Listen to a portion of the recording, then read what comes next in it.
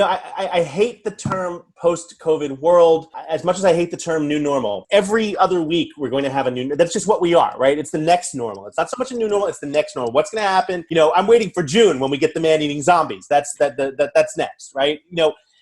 We're in a ridiculous time, but again, I remember I've lived in New York City all my life, and I remember post 9/11, it was the same thing. Oh, everyone's going to leave New York, and no one's ever going to come downtown, and this is it. Businesses are up. So, life goes on. And don't completely refocus everything based on one event. The same way I tell people to embrace the concept, not the brand, right? Twitter's a pipe. Mobile messaging is the future. Mobile messaging is what you want to focus on. Twitter should have died 5 years ago. There's only one reason it's still alive. And we're in a weird environment, no question about that. I mean, my background is a photo I took on one of my last international trips. I think that was Tokyo, Narita, and I haven't traveled in almost 10 weeks, and I spend about 300,000 miles a year on the road. And so I have been home for 10 weeks, and I'm a single dad, homeschooling my daughter. And the one thing I'll say about that is I've learned every single teacher she's ever had in her entire educational career has lied. She's not a pleasure to have in class, But that said, what do I see happening? Look, I see two things happening. Number one is we're starting to, half the country is starting to look at social with a much more distinct eye, right? We are no longer believing everything we see. We're no longer forwarding everything we see through a tremendous effort through countless news organizations, good news organizations, qualifying news organizations. We've started to take everything we see with a grain of salt. Now, how is that good and bad for you? Well, it's bad because people didn't believe advertisements to begin with. Now they really don't, right? The premise of any sort of look at how awesome I am, I always talk about it's the concept. If I was at a bar and I walked up to a woman and said, "You don't know me, but I'm just amazing. You should finish your drink and come home with me. I'm that good," right? She's going to throw her drink in my face and go back to talking to her best friend. I've done a lot of research on that. That's exactly I've seen it. Right. But on the flip side, if I'm there and I'm hanging out and just, playing whatever, Words with Friends on my phone, and she's talking to her best friend's, wow, that's Peter Shankman. I've heard him speak. I've met him. He's a single dad. You're a single mom. I'm going to introduce you guys. I think you'd be great. At the very least, I'm getting an introduction. That's a trusted source, right? So never before have your current clients been able to play such a strong role for you as PR, as cheerleaders, as marketers for you, without you having to do anything. Right? It is pretty amazing. The only thing you have to do is provide a level of service that's approximately, and this is funny, but approximately one level above crap. And here's why. The customer experience, whether business to business, business to consumer, is so poor. It's so bad. To give you some idea, we live in a society where we don't expect anything to work as it should. Okay? I usually talk about, back in the days when we could go outside and not die. Like I said, I flew everywhere, and I ask my audiences all the time, who had a great flight? And like one person out of 1,000 raises their hand. I say, well, what made it great? Oh, we took off on time. We landed on time. Okay, well, that's called a flight.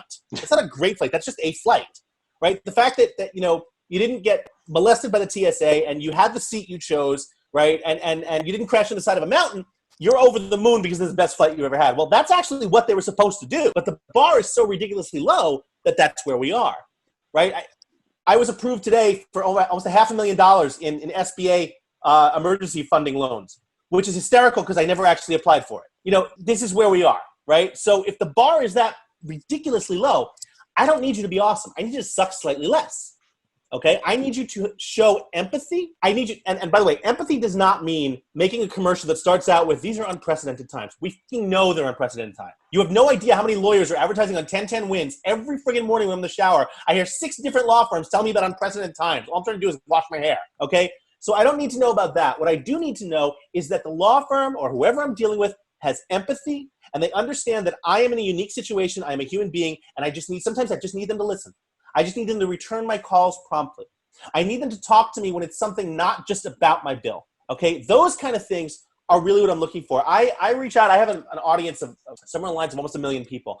And my Rolodex is 3,000 or 4,000 people big. And every day, I will pull out 10 random cards from my Rolodex, and I will reach out to these people just to say hi. Hey, what are you working on? How's everything going? How are you doing?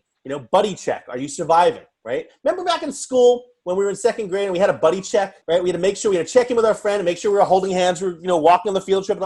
We stopped doing that, and that's a mistake, because that was probably the last time we truly cared about someone without wanting anything in return. The concept of simply reaching out to your clients when you have nothing to sell to them, just saying hello, is so unbelievably understated in today's world.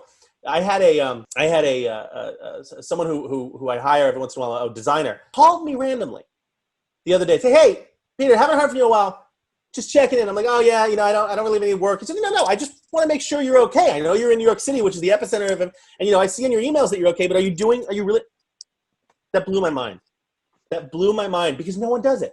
Yeah. So I don't need you to be awesome, right? I need you to be slightly better than what's expected. A lot of that comes from simply being transparent, from being empathetic, from opening up and saying, hey, we're dealing with the same bullshit you are. My law firm sent me a bill, and they said, but don't send us checks because we're not in our office. Send us a wire transfer. Well, that costs like $30 or whatever with TD Bank, right? So I emailed my lawyer. I'm like, is there any other way I could do this? And he emailed it back in 5 minutes. Yeah, here's a Venmo address. Boom, done. Right? I was actually happy to pay a bill because it was easy. What can you do to make it easier for your clients? Reaching out and saying hi is the best possible start. You get the clients you want, not by going out and being awesome, but by being awesome to the clients you currently have. And being able to reach out, because again, in today's social enabled economy, no one believes how great you are if you're the one that has to tell them, but everyone believes how great you are when you become personally recommended. Just this morning, someone asked me if I knew any affiliate marketing companies. I said, yeah, call Greg over at Apogee. I guarantee he'll get the business. It was a personal recommendation. So your goal is simply to be working with the clients you have and be a human being. Absolutely no offense to you guys. Stop behaving like lawyers for a second, right? Focus on being human, especially today, right? When everything is so up in the air and we're so confused about what's going on next, right? And we're sitting, if I shut off my virtual background, if we're sitting there, you'll see, I'm in my kitchen, right? I keep a virtual office. I keep a Regis space on 34th Street, mostly to get out of here so that when my daughter does come home from school, I'm not here and can actually get some work done, right? And now I'm in my kitchen. But, we're in that environment, and the world still has to turn, but it could turn with a little help. And being able to reach out to that audience, whether it's on social, whether it's through email, find out how your audience likes to communicate with you. How do your clients like to communicate with you? When I ran Help a Reporter Out, every month I would send out an email to the 400,000 people who use the service, just a mass email. Hey guys, what do you think we should be doing better? And I'd list a few different categories. And people would respond, usually in mass, about one specific thing. We'd make that change. And then we'd email all those people back and say, hey, that change you wanted, we're making it. That made people invested. They felt invested in what I'd built. And when it was acquired for a lot more, because all of a sudden every single employee was every single user was an invested user and wanted to be there. And none of them have left. So the question becomes, what can you do to make your audience, to make your clients more invested in you? And that starts out with reaching out, with being transparent, with being relevant to their needs, right? Again, not reaching out when you have something to sell, but reaching out just to say hello, asking them, hey, I know that you live in Manhattan. It's the ground zero over there. It's the epicenter of COVID. How are you doing, right? Can we send you anything? Do you need anything? You can't get out to shop. What do you need, right? It's not hard. A message from an attendee saying, Peter, would you slow down just a little? I apologize. I would also suggest you listen faster, but I will try to slow down. I have massive ADHD, attention deficit hyperactivity disorder. I've actually written a best-selling book called Faster Than Normal about how ADHD is a gift. One of the things about ADHD is that we do tend to speak very fast, but we also start and create companies and have them running by the time we land from New York to LA. So that's a good thing. So if any of you have children who have been diagnosed with ADHD, they're not in trouble. They're actually freaking awesome, and they're going to change the world. The book is called Faster Than Normal. I strongly recommend checking it out. It's if you have kids, or even if you're ADHD yourself, it is a gift, not a curse. I'm actually giving a talk on neurodiversity, a keynote on neurodiversity later today to Adobe about this very topic. So if that interests any of you, feel free to reach out. My email is peter@shankman.com. I'm at Peter Shankman on all the socials. But back to what I was saying, being relevant to your audience, giving them information the way they want, when they want it. Ask your audience how they like to receive their info. Do you prefer a phone call? Do you prefer a text? Do you prefer email? There are 6 people in the United States who still use faxes. If one of your clients is one of those 6 people, you better be on a fax, right? I in my Regis space, I'm actually surrounded by a law firm. The entire rest of the floor is like this one law firm. Really nice people. And, they're whenever I have to, like the one time a year I have to fax something, I use their fax machine. And there's like 40 different faxes waiting to go out. I'm like, who the fuck still faxes in this room? Anyway, long story. The third topic is brevity, right? We are all running out of time. We all have less time than ever, right? And on average, the average consumer attention span back in the 50s was 6 minutes. Back in the 90s was 80s, 90s during the MTV generation was 3 minutes. It's roughly 2.7 seconds now. You have 2.7 seconds to reach a current or new client when they're not expecting to hear from you. So if you only have 2.7 seconds, become a better communicator, right? Take a class, become a better writer, become a better speaker. I hate suggesting improv because it's kind of a cult, but improv is great because it teaches you one thing. It teaches you to answer the question yes and. If you can answer the question yes and without hesitation, without stuttering, you become more invested insofar as the client knows. So become a better communicator, right? 140 characters is roughly 2.7 seconds. Get there. We're all moving to a mobile world anyway. I don't want to see graphics. I don't want to see inline images. I just want the text, preferably in 4 lines. Tell me what I need. And then finally, become top of mind. And that goes back to reaching out to people, asking them what they need when you don't have anything to sell them, saying, hey, how can I help? The 5 most underrated words in the English language are, how can I help you? And I mean, you can go back to the 70s in this. Barry Diller took the helm of Paramount Pictures back in the 70s when they're about 2 inches from bankruptcy. And he went there and everyone said, don't take the job. And he reached out to 10 people in his Rolodex every single day. Hey, what are you working on? It's Barry in California. How can I help? How's everything in New York? Between the 76 and 87, when you had a movie you wanted greenlit or an actor you wanted signed to a 5-picture deal, you called Barry back. You didn't go to 20th Century Fox or Warner Brothers. You called Barry at Paramount. And that led to Top Gun, Flashdance, Footloose, Officer and a Gentleman, 3 Men and a Baby. Completely took Paramount from 2 seconds from bankruptcy to the first billion-dollar studio in the world, let alone Hollywood. What can you do to simply reach out and say hi? And the fact of the matter is that once people realize that you're not selling, they're going to be that much more likely to want to communicate with you. And they will reach out to you when they need something, making you top of them. So Peter, my question to you, this stuff is gold. We talk a lot about that. That was the first reaction when COVID hit. Reach out to your clients, see how they're doing. My question to you is, what's your best advice for leveraging social to do that at scale while not being the lawyer on 1010 win, Yeah, while at the it's very same simple. time showing that through social? What are some of the things It's very you see simple. working? Become a human being. The beauty of social is that you can create content. Everything you do is about content. Look at my hair. This is not my normal color, okay? My normal color is the stuff coming in on the bottom. Why did I do this? Because my daughter and I got bored at week 3 of lockdown, and I documented the crap out of everything I did with my hair. It was this, before this it was pink, before this it was red. It's probably gonna be blue later this week. But I document that because people find that fun. You don't have to constantly be in lawyer mode. You can be a human being. Are you getting outside? Show us what you're looking at, right? Go out and buy, the heck's the name, but go out and buy an Insta360. I'll put a link in the chat. Go buy an Insta360. It's this phenomenal 360-degree camera that I use all the time. I document everything. My Instagram is at Peter Shankman. Everything on my Instagram is designed to be fun, to create content, and to get people talking, right? P.S. It gets people thinking about me, and it gets people saying, wow, that's kind of cool. He's not just selling. But I'm in their heads, and when they need something, they come to me. You have the ability to generate so much content, and people don't do it. It's sitting there for you, right? Start create. It could be anything. It could be anything about, your kids or whatever you want. Here's the link to the Insta360 cam. I swear by that camera. Well, that was to all panelists. I think I want to send to everyone. Hang on. I love that camera. And I take it with me everywhere I go. I charge it every night. I take it with me everywhere I go. It has you can actually wear a little magnetic pendant under your shirt and just pop the camera right onto your shirt and walk around with it. One of the best videos I took was my daughter scootering down the street on her little kick scooter. And it's just 20 seconds of her going, yes, tons of responses. You can be a human being on it. Social is your ability to be a human being. Save being a lawyer for the courtroom. Well, look, Peter, let me ask you a question of balancing, because look, agree. But some of the stuff that you do that's the coolest takes a position or has an edge to it. And as a business owner, you've seen the results of social done wrong. How do you balance that? Social done wrong. But the stuff I do is not edgy to the point where it insults anyone or it segments a market. The fact of the matter is that lawyers are not going through COVID-19.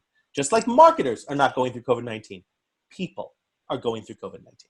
Okay, and I have yet to see a business hire a specific quote unquote lawyer. A person at that business hires a person who is an attorney, right? That's the connection you want to make. Now, I'm not saying that you should go out and be politically divisive. I'm not saying you should go and take the position of, all cats should be skinned, dogs rule. I actually am on the cat side of it. But what you can do is share stuff that is benign, right? I'm a licensed skydiver. My profile picture on every single profile photo, including LinkedIn, was taken this past October. It's a photo of me in midair, under my canopy, over the pyramids of Giza. It was the world's most expensive profile photo. But it's awesome, right? And that gives you some idea of who I am.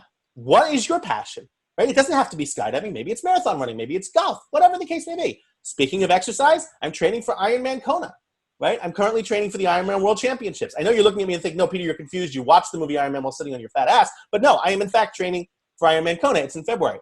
And I'm doing it to raise money for the Leukemia Lymphoma Society because cancer doesn't take a break. And so I've set up everything I do is connected back to shankman.com/Ironman, where people can donate to leukemia lymphoma. And there's no negative connotation to that, right? It's a nice thing to do. It's a good charity. They're a wonderful charity. It helps, right? So that's a subtle ploy for everyone here to go to shankman.com/Ironman. But my point being is that, find out what it is that you love and incorporate that passion into your daily life. There's nothing negative about that. One of the things I admire a lot about you is it seems that you just shamelessly own who you are. And I know that's arguably one of the most important traits in business is what you say no to, right? And what you say yes to being the things that are your unique ability. So my question to you is, were you just born where you kind of just are just in complete ownership of everything you do and who you are as a person? Or did you have a light bulb experience that we can all learn from? It took years before I was comfortable in my own skin. I'm still not 100% comfortable in my own skin. I learned several important lessons along the way. I spent way too long worrying about what other people think. And until I realized that the only people that really matter, the only opinions that really matter are my daughter, my parents, and anyone I love. That's about it. I find that everyone else, they don't pay my mortgage. And then I had a skydiver, a friend of mine, who gave me a great quote. He was an old skydiver, and you want to listen to old skydivers because they haven't died in skydiving, so that they tend to be intelligent. And he said, if you can't change the people around you, change the people around you, right? And that blew my mind because that was like a wake-up call. It's like, well, what am I doing wasting my time worrying about the opinions of people that don't really matter to me, right? And try going on CNN. I stopped going on Fox News for other reasons, but when I used to go on Fox News, I was like, okay, that was a great interview. That's done. Let's check Twitter and find the 500 "screw you, you dirty Jew" comments that are now about to appear, right? I've stopped looking at that stuff. It just doesn't matter, right? These people don't know me. I am who I am. Right. And I think the key to that is I am who I am. Your approval isn't required. Right. And it's not easy. It is certainly not easy. Right. I will be out on that field in February running that Ironman. And I guarantee you, no matter how much weight I lose, I'll still feel like I need to lose 50 more pounds. Right. I'll still be the fattest person out there in my head. So you're in your head. But at the end of the day, you are who you are. And that's what makes you who you are. And that's usually what makes you the best at what you do. Own that shit. I love it. I love it. Thank you for making the time, Peter. I know that you got a lot going on and really appreciate you coming and sharing some words of wisdom with our tribe. My pleasure, Seth. You guys take care. That was awesome, Peter. Thank you.